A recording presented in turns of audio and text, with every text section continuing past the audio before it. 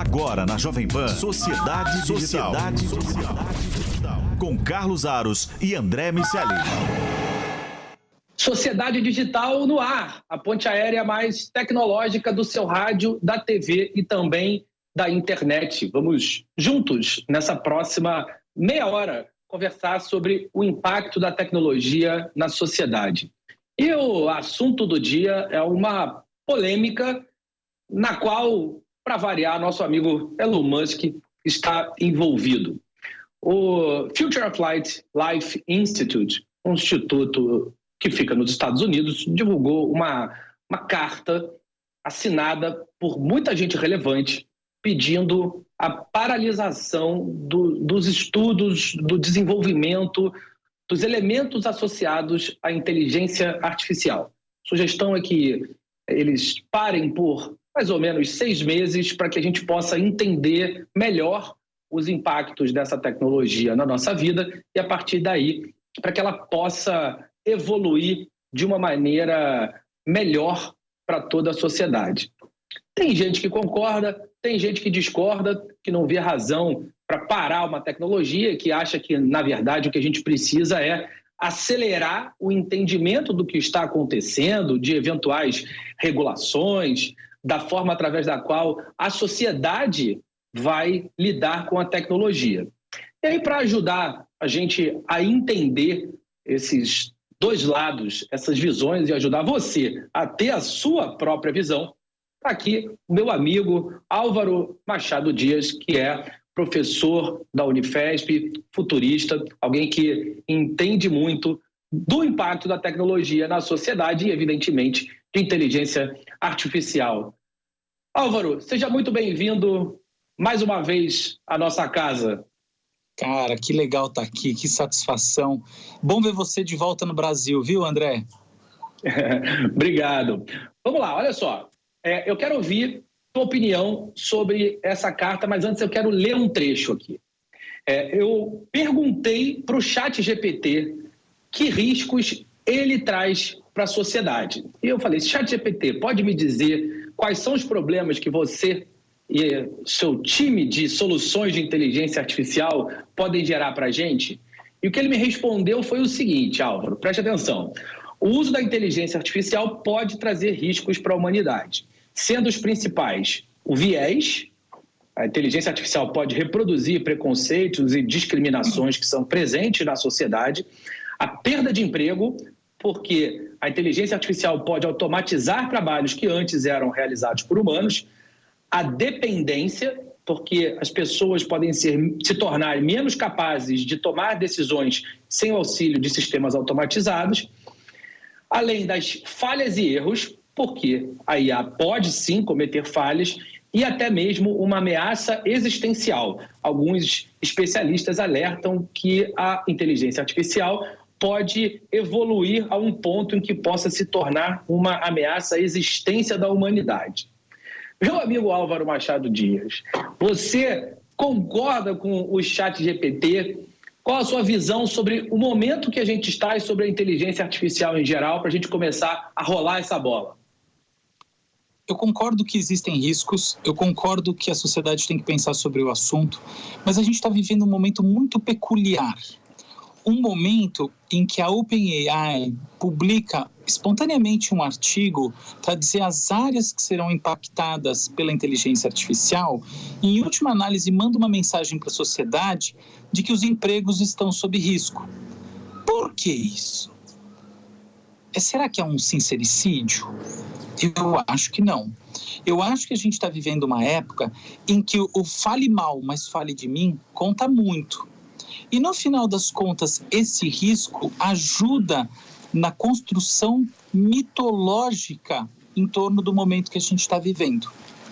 Veja bem, tudo que está nos sistemas generativos do tipo GPT e outros mais, vem de um único paper, um paper publicado em 2017, chamado Attention is All You Need, um paper sobre a arquitetura chamada Transformer.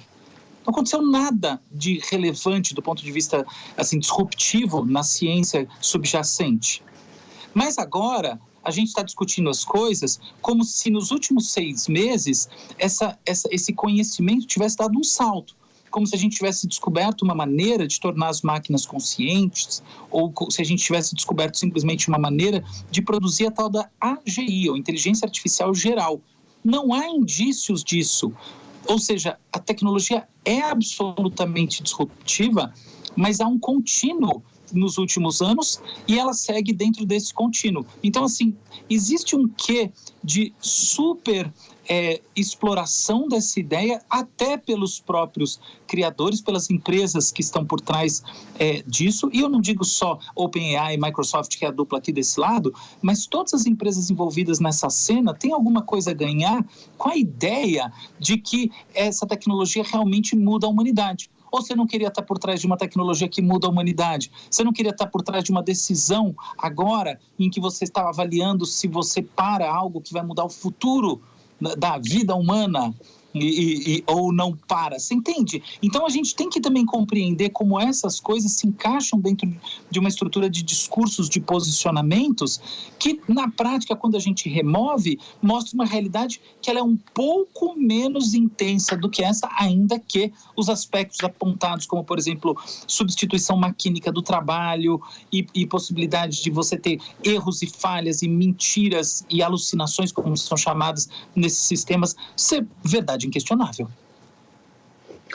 Pois é, o Sam Altman, que é o CEO da OpenAI, e para quem chegou agora no Sociedade Digital, a OpenAI é a empresa mais relevante desse momento de inteligência artificial, de produção de soluções de inteligência artificial, é a dona do chat GPT e da DALL-E, que são, respectivamente, soluções de inteligência artificial que podem gerar textos e imagens a partir de pequenas descrições, a partir de um diálogo, inclusive, que o usuário consegue estabelecer com essas soluções. Hoje, as ferramentas da OpenAI foram proibidas na Itália.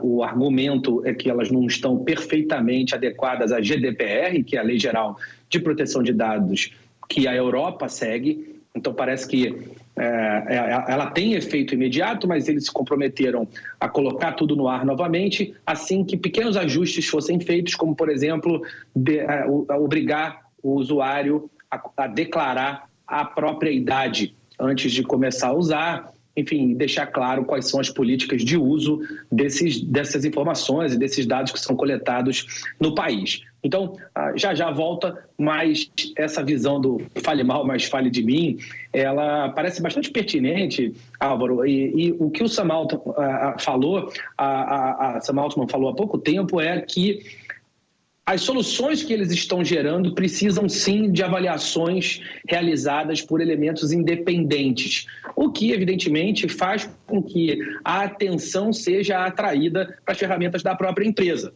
A OpenAI já havia recebido mais de $1 bilhão de investimento da Microsoft há alguns meses e agora recebeu mais 5 ou 6, salvo engano, e a Microsoft fez uma aquisição de um pedaço maior da empresa para integrar as soluções ao Office, ao Bing, ao seu correio eletrônico e criar o Copilot, que é, como o próprio nome diz, um copiloto na produção de conteúdo.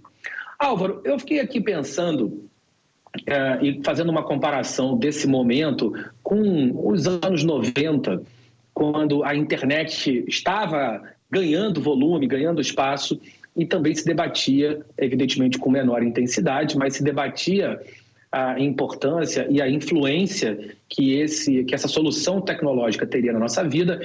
E ali foi lançado o manifesto Cluetrain. O manifesto Cluetrain foi assinado por diversos especialistas, por nomes que eram relevantes na academia, só que o manifesto era um conjunto de textos que tinham, de uma maneira geral, uma interpretação favorável à tecnologia, muito embora fizesse ressalvas também sobre a falta de entendimento, mas era muito favorável. Era uma ideia de, olha, está chegando alguma coisa aqui muito legal que pode mudar a nossa vida para melhor. O que aconteceu agora com o Future of Life Institute tem um efeito um pouco diferente, eu tenho uma proposta um pouco diferente, que é a ideia de frear. E aí eu quero discutir com você exatamente esse tema, essa proposição de frear uma tecnologia, impedir que ela avance. Faz sentido isso, na tua opinião?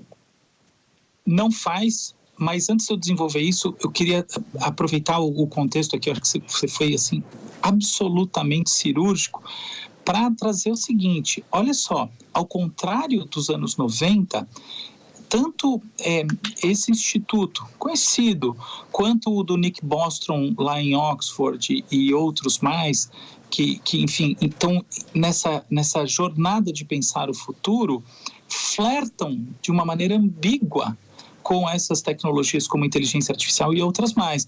Vamos lembrar que o Elon Musk, que é o grande entusiasta da ideia de que a inteligência artificial representa ou traz risco existencial, é o sujeito que está buscando botar carros na rua que andam sozinhos a partir da inteligência artificial. E não é simplesmente que esses carros vão mudar o mercado e botar um monte de gente na rua, esse jeito de trabalhadores acabar com empregos e tudo mais. Não. É que esses carros, até lá, eles podem ter vários acidentes, etc. e tal. E o Elon Musk fala que esse é um mal necessário para se atingir um estado muito superior de qualidade de vida, porque no final das contas as máquinas serão mais seguras e a vida será melhor. Vamos lembrar que o argumento dele em relação ao progresso das máquinas e ao atingimento da AGI é colocar próteses no cérebro humano que aumentem a competência cognitiva a partir da inteligência artificial, como se a gente tivesse que entrar numa luta contra o robô. Então, o grande ponto é, os players, os agentes envolvidos nisso tudo, eles estão vivendo um cenário que é diferente do cenário dos anos 90, como você colocou perfeitamente, em que o debate ele é todo baseado nessas perspectivas acadêmicas, científicas. Por quê? Porque era um campo em surgimento. Hoje em dia é como se a gente falasse assim, só tem macaco velho.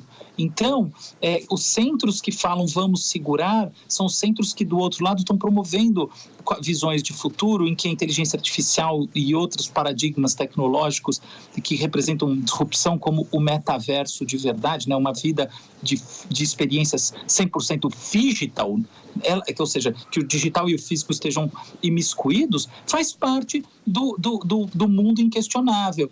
Então aí a gente tem que pensar, poxa, mas qual que é o sentido disso? É trazer um pouco de atenção para a sua própria causa, para o momento deles dentro dessa disputa?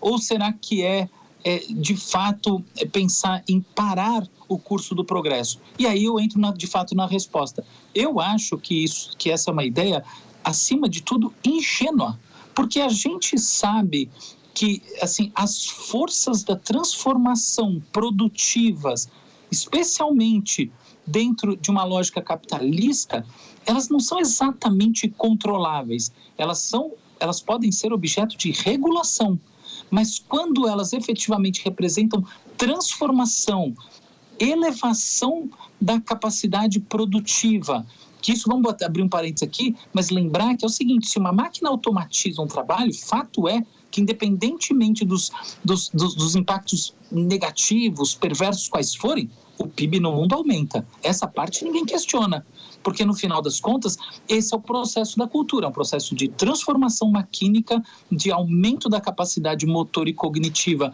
humana, que gera mais valor a partir dos recursos escassos do mundo. Ou, em outras palavras, que gera aumento do PIB dentro de um sistema econômico moderno. Então, fechando esse parênteses, a lógica de vamos parar com aquilo que gera crescimento do PIB no mundo é irreal.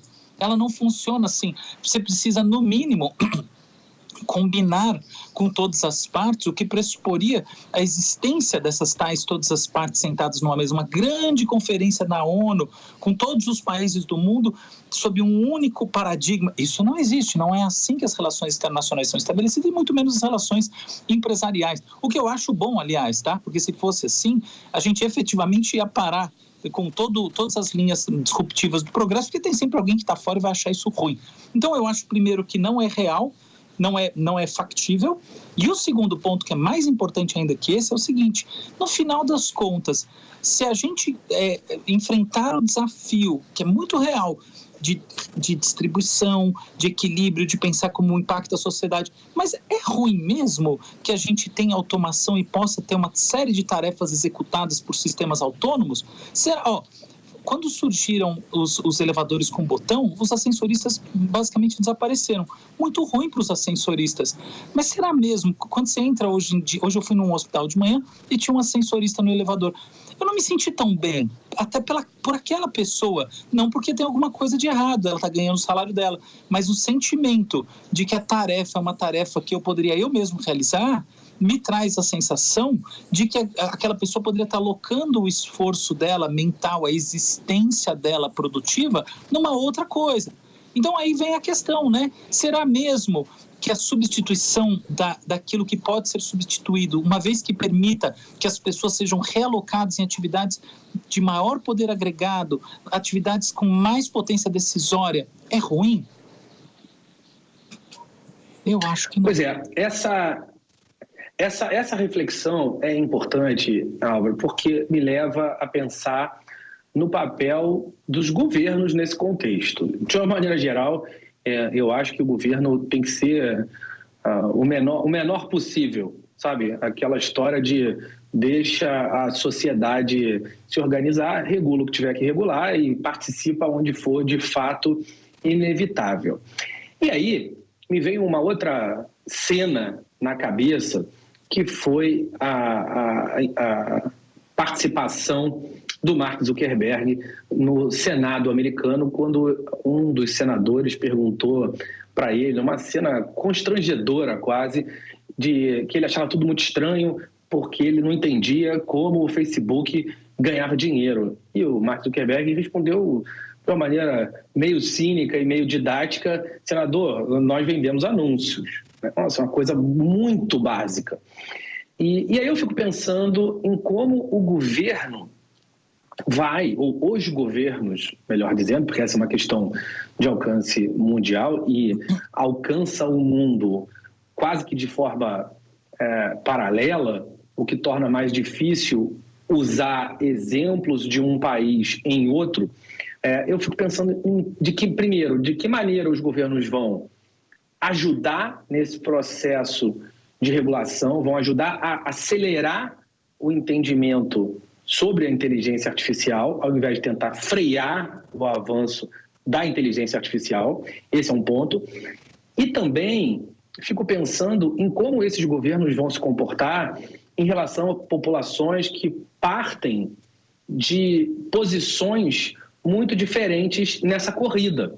Se a gente olhar um habitante de Hong Kong, de Singapura, da Coreia do Sul, o trabalhador médio, e comparar com o trabalhador médio na América Latina, o nosso preparo aqui é evidentemente menor. Nós, até por termos economias baseadas em commodities, enfim, a nossa construção de sociedade e de nação, ela é baseada em elementos que, de uma maneira geral, requerem menor desenvolvimento ou letramento, precisão, destreza com as questões tecnológicas.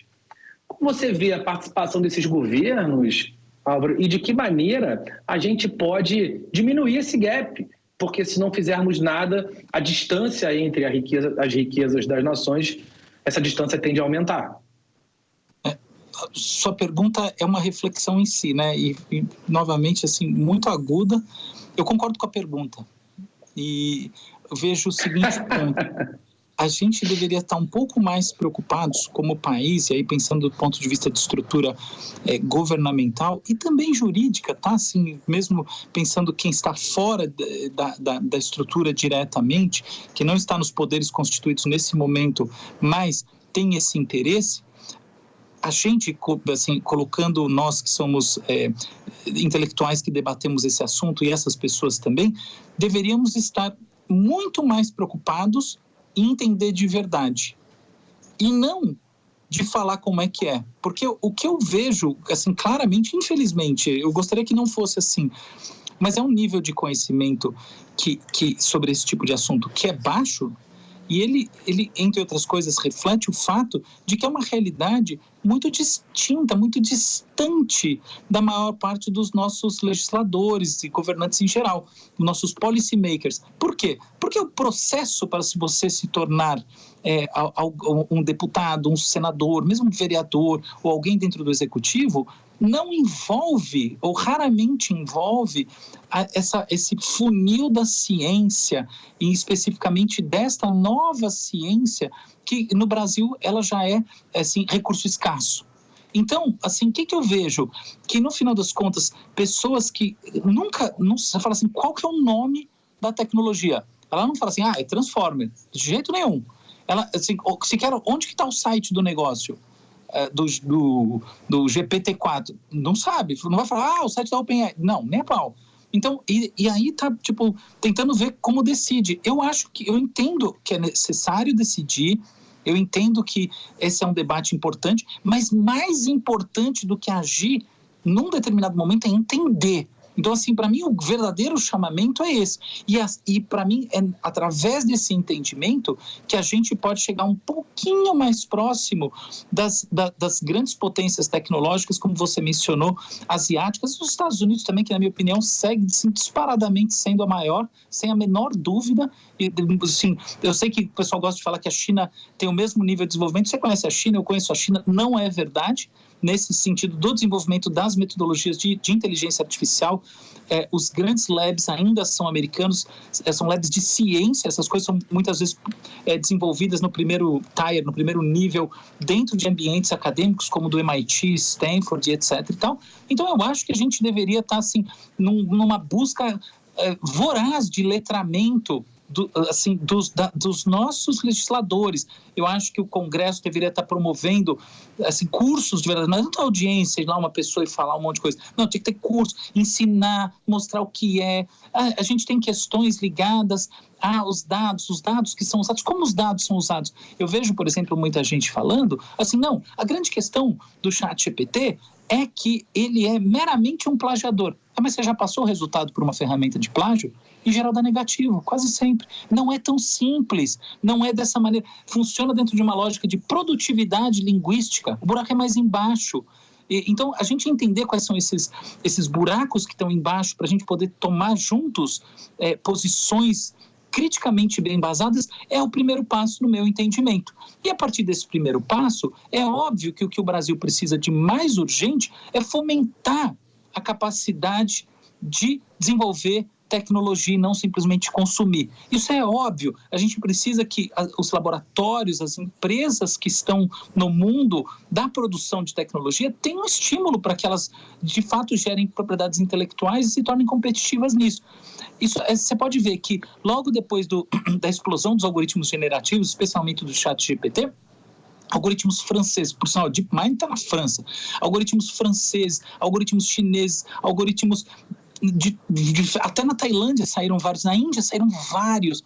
Os caras estão correndo atrás. Por quê? Porque, na dúvida, a grande questão é, se esse mercado explodir mesmo, vai ter para todo mundo. Talvez não, a ideia de que vai ser dois players que vão dominar está errada com toda certeza, até porque tem uma questão de valor, de preço, não é assim que funciona. E a gente deveria estar tentando se mover na direção da produção, da construção e, antes de mais nada, do entendimento. Só que isso tem que ser feito rápido, não adianta pensar isso para 2030, quando, enfim, essa bola já quicou e a gente já está em outro debate. O Brasil, ele é muito bom em perder boas oportunidades. A gente perdeu algumas janelas para entrar na cadeia geral de produção de microchips, por exemplo, de semicondutores, de veículos autônomos, de pequenos drones e outros elementos que podem também funcionar com tecnologia de IA embarcadas. A gente tem perdido sistematicamente oportunidades interessantes e entendo que temos mais uma agora. Eu acho que a gente ainda continua com o olhar errado sobre uma tecnologia que pode ser a certa. E quando eu penso nisso, nessa questão do foco e do uso da energia geral para gerar soluções, criar elementos em determinado ambiente tecnológico, fico pensando e comparando com o que tem acontecido com as criptomoedas. Como as criptomoedas, os criptoativos em geral, chamaram muita atenção por causa da rápida valorização e do fato de muita gente ter ganho dinheiro aparentemente fácil, e apesar de também muita gente ter perdido dinheiro, esse ambiente que é bastante complexo e difícil de se regulamentar e de olhar de perto, ele tem recebido uma atenção muito grande dos governos, dos legisladores, do Poder Executivo em geral. Como se compara, Álvaro, o olhar que os governos têm dado para o ambiente de cripto e para esse ambiente de inteligência artificial, eles têm recebido atenção na medida que cada um desses elementos merece? Mais uma incisivíssima questão. É claro que existe alguma coisa, assim, existe uma externalidade entrando no juízo estabelecido em relação ao mundo cripto em geral, e esse vem, no meu entendimento, da percepção de perda de poder dos BCs. Se a gente for ver, todo o movimento de criação de moedas digitais de Banco Central, os CBDCs, Central Bank Digital Currencies, está ancorado na percepção de que o poder das criptos, e em última análise, a subtração do poder dos bancos centrais nos diferentes países. Então, isso daí, no final das contas, acaba puxando os juízos em direções que não necessariamente são as mais ponderadas, ainda que do outro lado eu reconheça que, assim, eu acho que todos têm que reconhecer que um dos usos práticos de cripto hoje em dia é ransomware. Então o sujeito sequestra o computador e ele pede cripto. Então tem mesmo uma série de problemas e tal, mas a maneira de lidar evidentemente não é a mais racional. Inclusive existe uma proposta que, assim, muito clara de democratização de ativos naqueles tokens que são tokens de ativos. Então, por exemplo, eu tenho uma padaria, aí eu vou tokenizar a minha padaria e as pessoas que vão na padaria são os meus clientes.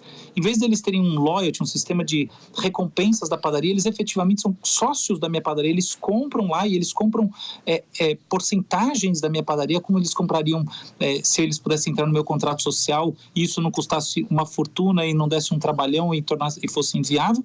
E com isso eu consigo expandir os negócios e democratizá-los. Essa lógica ela passou batido. Pelo contrário, os reguladores acham que essa é a pior de todas, a tokenização dos ativos, né? E não deveria ser.